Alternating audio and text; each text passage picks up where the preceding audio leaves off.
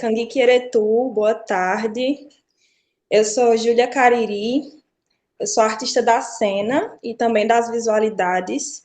Sou professora também de arte na Rede Básica Municipal de Juazeiro do Norte, que fica aqui no Ceará. Eu moro no Crato, que fica bem do ladinho ali, né, aqui no pezinho da Chapada do Araripe, que é esse templo de vida que olha por nós desde tempos imemoriais. Bom, eu vou começar minha narrativa saudando todos vocês, né? E aos meus ancestrais, principalmente, especialmente a minha tia-avó Jerônima, que se encantou na semana passada, com 97 anos.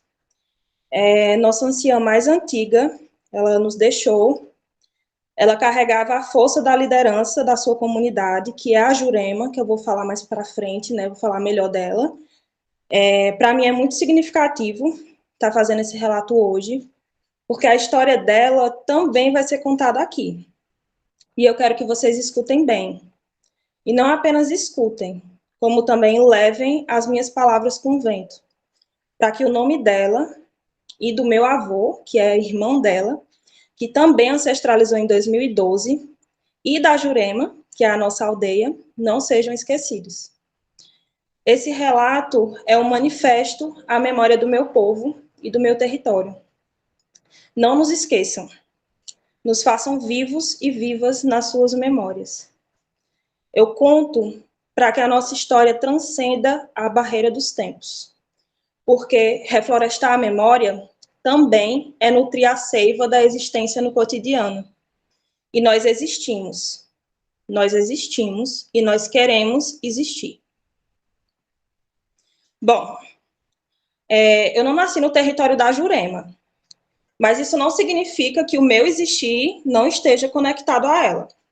Como eu falei antes, o meu objetivo com essa narrativa é tornar pública uma história repleta de apagamentos, e por isso, hoje eu vou contar sobre o surgimento, ou melhor, sobre o reavivamento desse território, que foi de forma muito violenta e literalmente afogado pelas águas durante a construção do açude Presidente Juscelino Kubitschek, mais conhecido como açude de Oroz, e muito antes também, durante o processo da colonização. Para quem talvez não conheça, o açude de Oroz é uma barragem que represa o rio Jaguaribe. Fica ali no centro-sul do estado do Ceará, se estende pelos municípios que ficam próximos um do outro ali, né, que é Icó, Oroz, que já fez parte de Icó no passado, e Quixelô. Ele foi construído entre os anos 30 e 50 e utilizou como mão de obra barata os flagelados da seca, que trabalhavam muitas horas por dia em troca de um prato de comida. Lembrando que muitos desses flagelados também eram os nossos parentes indígenas, que foram alienados das suas terras para a construção desse açude. Antes de toda essa história acontecer, o povo Icó, que é considerado extinto hoje em dia, apesar de existir uma cidade inteira que leva o seu nome, habitavam e protegiam o leito do rio. Eles viviam da caça, da pesca e da coleta, em perfeita harmonia com a natureza e de acordo com as suas cosmologias. O rio, que é essa força da natureza que sabe em quem deve confiar, sempre fluiu dentro do nosso território, oferecendo alimento, vida e uma passagem para outros territórios, né, por via da água. Lembrando que Icó vem da etimologia I, que significa água, e Có, que é como se fosse poço, buraco, algo como uma grande fonte de água e de vida, que é o rio Jaguaribe, e que ainda é hoje, né, o açude de Oroz. Quando o colonizador veio e quis tomar para si o rio, expulsando e escravizando cada vez mais o povo Icó, o rio ficou triste e começou a secar com a exploração desenfreada do leito. Mas eles e elas não se dobraram, resistiram e quase expulsaram os brancos. Mas os brancos, né, adotaram aquela velha estratégia conhecida por muitos povos, que foi a de se casar com os homens e mulheres indígenas para embranquecer o povo. É muito difícil, às vezes, contar essa história, sempre me vem muitas memórias na minha cabeça. Mas eu vou respirando, pausando e vou contando para vocês. E aí que eu começo a encontrar os registros mais antigos da minha ancestralidade, que é muito anterior, claro, a essa história da construção do açude, ela é milenar, mas que hoje em dia é muito difícil ter acesso, por vários motivos que eu vou falar mais para frente. Nesse processo de embranquecimento, que é muito triste, e que deixou talvez a marca mais forte da colonização no rastro da minha família, que é o fundamentalismo religioso católico.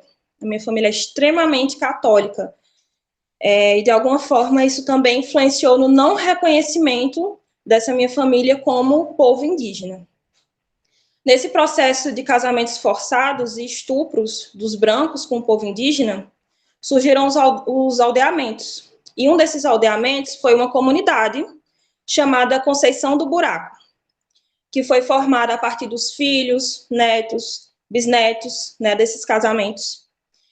E aí os poucos relatos que eu tenho dessa vila, que foi Conceição do Buraco, são através dos mais velhos da minha família. Alguns que, inclusive, nasceram na Conceição, né, como a minha tia-avó Jerônima, e outros tios-avós meus, meu avô José, minha avó Olindina também. Todos eles e elas me contaram exatamente a mesma história. Durante a construção do açude de Oroz, enquanto os brancos estavam mudando violentamente a geografia do rio Jaguaribe, para compensar a seca que eles mesmos causaram, o rio, que já estava cansado de tanto ser machucado, reagiu e chamou a sua amiga Chuva para ajudar. Uma noite, quando todo mundo na Conceição estava dormindo, veio uma tempestade. A barragem, que ainda estava em construção, encheu até não aguentar mais e transbordou. Era o rio tentando se libertar. No meio do caminho, tinha a Conceição do Buraco. E os moradores acordaram com a água entrando por todos os lados e subindo muito, muito rápido. Não deu tempo de pegar quase nada. Só correr para salvar a vida. A Conceição ficou submersa. Não dava para ver nem o topo da igreja, que era o ponto mais alto da vila.